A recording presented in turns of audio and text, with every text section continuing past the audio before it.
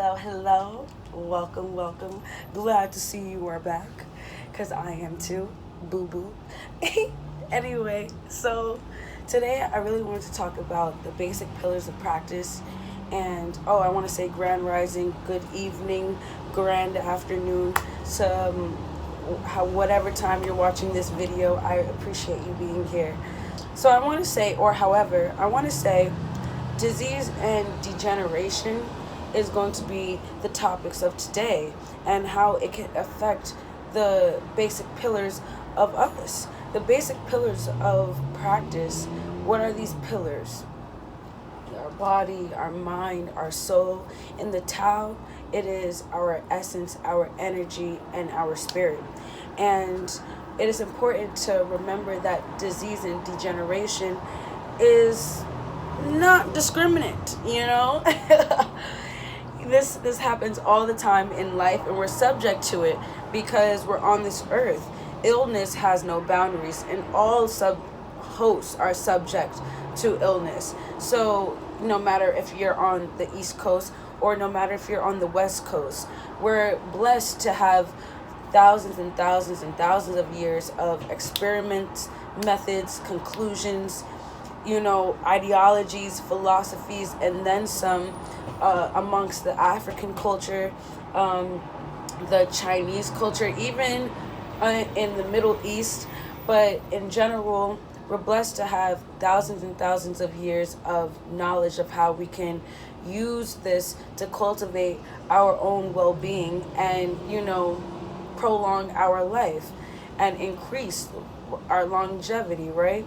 So functioning as a single unit is our body, mind, and spirit. And though there are a lot of ideologies and philosophies and practices on the Eastern Hemisphere, there's also philosophies, ideologies, and methodologies over on the Western Hemisphere, and a lot of it has to do with pharmaceuticals, technology, doctors, etc. Over on both sides, both branches of the same tree. So though disease does not discriminate, we should not discriminate against the treatments to treat them or cure them. Them meaning diseases and illnesses. So it's very important to remember the body is like a temple, and it has a long-lasting effect on the spirit and our energy. And our energy powers this and is the vital force to powering our vessel. And this is our vessel. And it's like the best mansion you can ever think of, and then some. White carpets. Make sure you take your shoes off. Make sure you wipe down the counters to the point that the garbage, you don't even see it. Because that's how lovely, divine, and hidden things are up in this vessel, and it's made to last long, depending on how you treat it. So, are you just going to let anyone walk up in those rooms? Are you going to mistreat it yourself? There's a lot of people where I go to their houses, and they treat it like crap, so it makes me just want to leave my cup, However, that's besides the point. How are you going to treat your house? Because having a lot of different energies in there, it can either perpetuate a certain energy, disrupt certain energy, prolong, and make certain energies chronic. And this can be what I don't really believe in such a good and bad thing, because I feel like things are integrated and correspondent with each other and interdependent. However, a lot of energies can upset the ultimate energy, which is yours in there. So how do you handle your house? What are your rules? Does it work for you? Has it always worked for you? If it's not working, what will change? If it is working, congratulations. What have you done that you would like to share with other people? Feel free to write it in the comments down below. However, in general, we take care and cultivate these vessels, because these vessels It's not just skin, it's not just bone, and yes, it came from the soil and it's going to go back to the soil. At the end of the day, what is inside of this, what is harboring inside of me, will be affected by the vessel that it is within. So I'm going to definitely take care of my vessel, because a lot of people, they like to separate their body and their soul and their mind, and I don't see how that is possible forever. Like, I could definitely do that for a certain extent, to a certain extent. We all have done that for different situations that we may not have wanted to be a part of, and for years it can go on. However, a long time of separating the two, it is inseparable. So when you think you're separating the two and it's actually inseparable, what are you actually doing? That is a whole other conversation. So be careful and be diligent of what energies you allow into your energy, into your body, into your essence, whether it be food. We talked about hormones in chickens and different meats in the other day, how it can affect your biological processes, the way you think or whatnot. So also important to know that energy is a force and power. And like I said, it is that vital force that gives life to your body, that activates your organs, and your organs which massage each other in a nice cycle and vibrate in a nice cycle and keeps your life going. So being that we have vital function as our energy within, and then we have our chakras as esoteric energy, it is, I guess, important to note that our force and our power is powerful. And we only have not one, not two, not three, but we have at least 6 different chakras that we can cultivate, nourish, and then also use to manifest our wants, our needs, and more of what is supposed to be a part of our legacy, our destiny.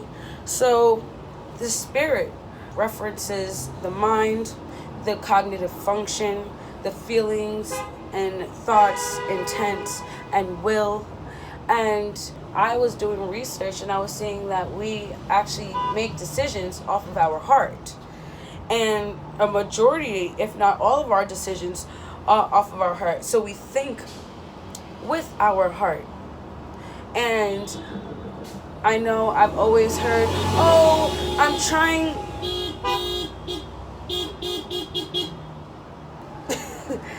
oh, hail the South. Anyway, I've seen and I've been a part of a lot of different conversations where it's like, oh, I'm trying to listen to my head, but my heart's telling me something different. You basically are talking about a prenatal spirit and a postnatal spirit. And a prenatal spirit is infused in your cells the moment of conception. And postnatal, it's usually has to do with, your psyche, your ego. It manifests after birth, and your sensors are activated. It cultivates your personality, and it's influenced by our biological and our physical environment. Our prenatal spirit is usually open, dualistic, perfectly still, comforting, if you should want to tap into it on a basis of, or in a circumstance where you're stressed and intense. It's infinite and it's indivisible, and it is a certain reality that is the only reality. But that is a whole other conversation. but you can tap into this whole reality that is your true you, your true higher self, where your integrity lies, where your morale stands, and your will, and like I said, your postnatal spirit and nature brings it all together. So knowing that our body, our energy, our spirit, also known as our essence, our energy, and our spirit is like the Holy Trinity. One cannot exist without the other. And I just want to say that prenatal energy, prenatal nature resides in your heart, and postnatal reside in the mind. So when you're thinking different, when you're thinking and being difficult on yourself, you could be your own best friend or your worst enemy. Let's just be honest. And who are you listening to? What energy are you listening to? A lot of this can be spirits of depression, spirits of anxiety, spirits of just negativity that is influencing you. And your ego, we built it to protect ourselves and to protect our actual light and prenatal nature within, because it's so loving and it's so inviting, and you just don't want to get away from it. And when someone else feels it, they don't want to get away from it either. However, not everyone comes with the best intentions, so we create our ego, and stemming from our postnatal nature. So if you're having awesome thoughts, if you're being led and guided by this, that, and then some, what is that? Can you put a name to it?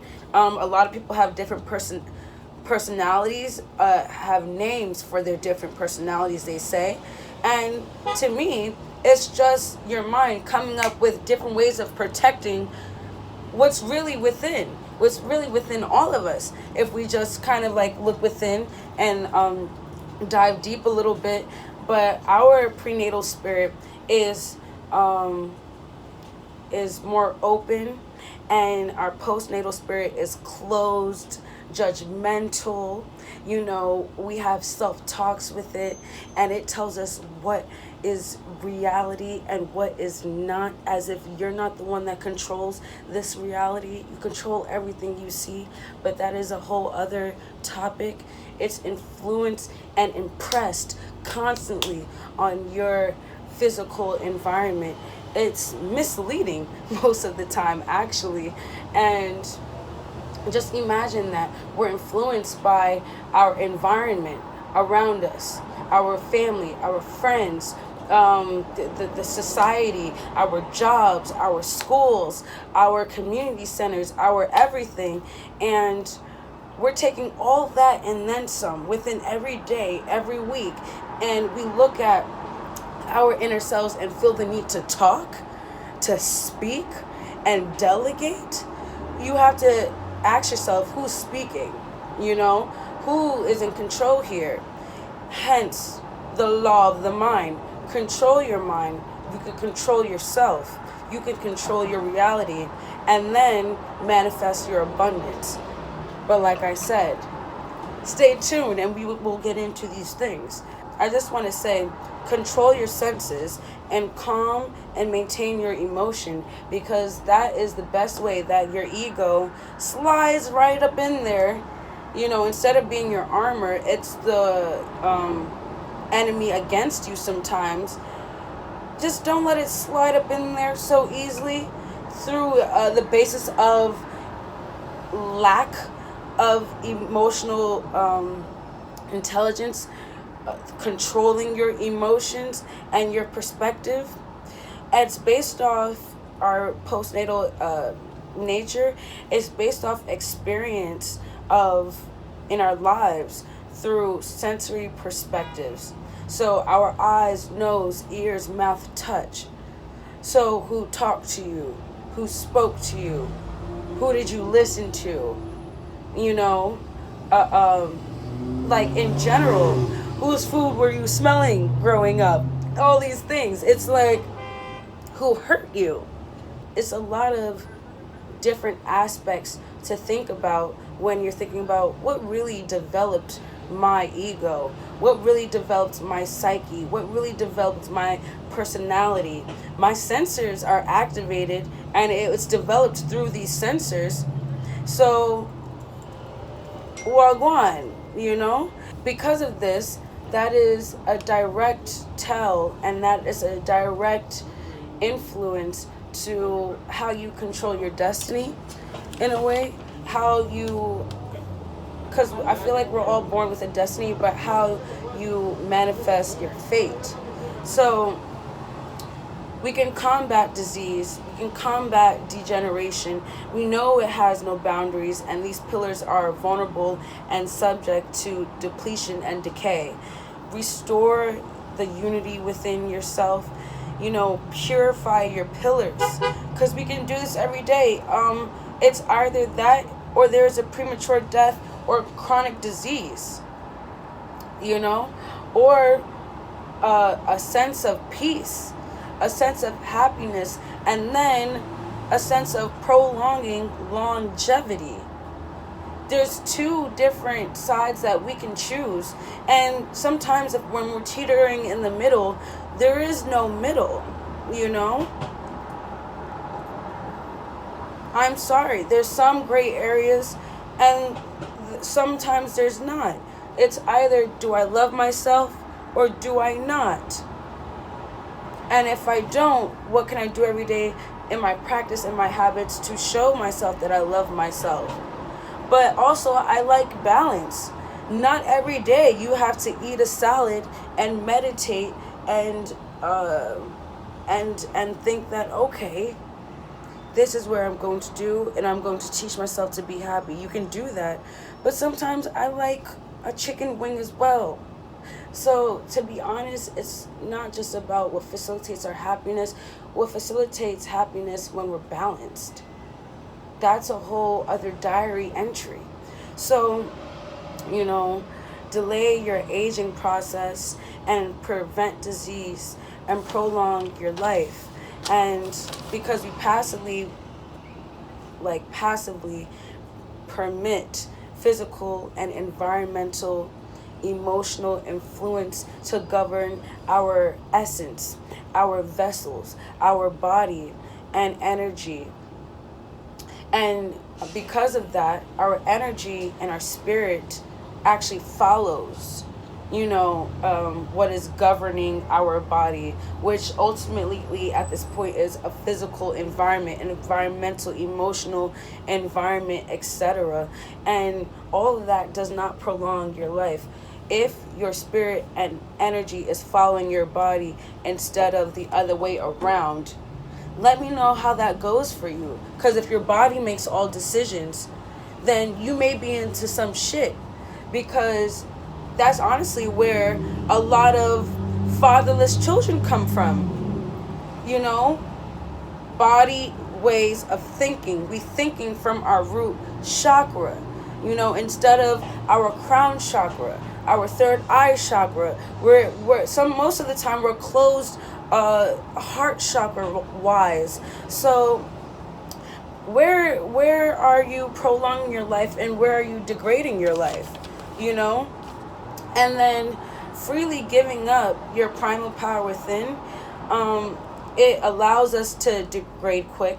And what happens in the environment and aspects of the world is not always in our best interest. So that is exactly why we should not think with our bodies, but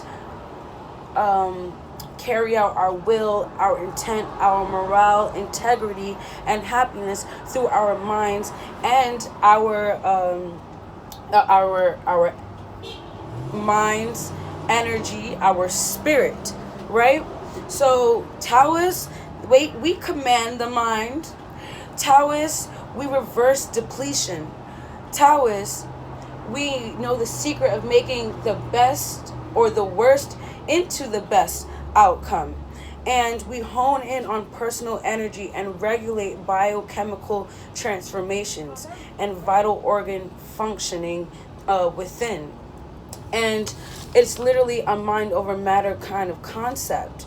And we have to remember that concepts, or chemicals rather, come from the mind, because every thought that we have, it creates a chemical construct, and it's now physical running through our bodies. So mind over matter, what matter is running through your bodies, you know?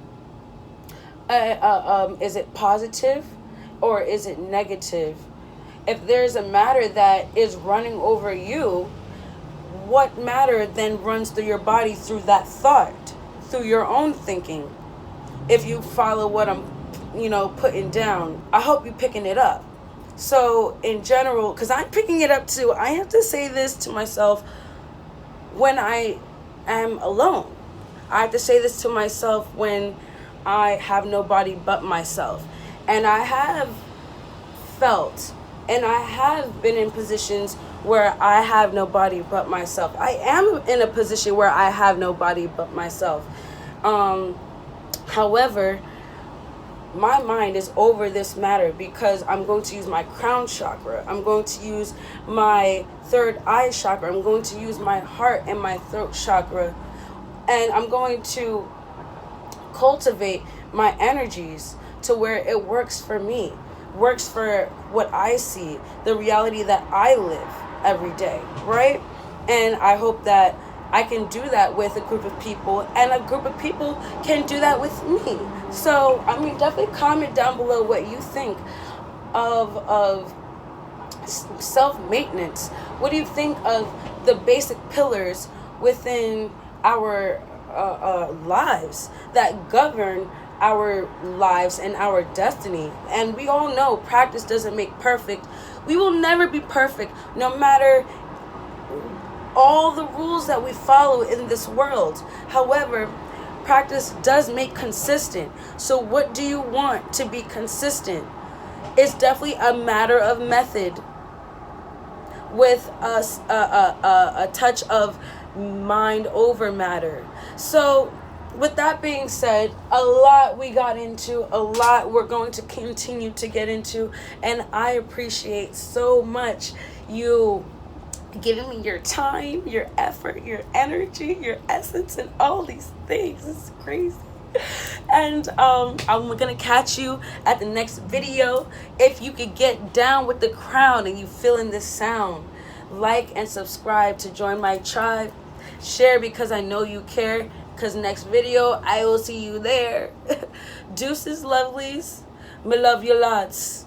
Peace.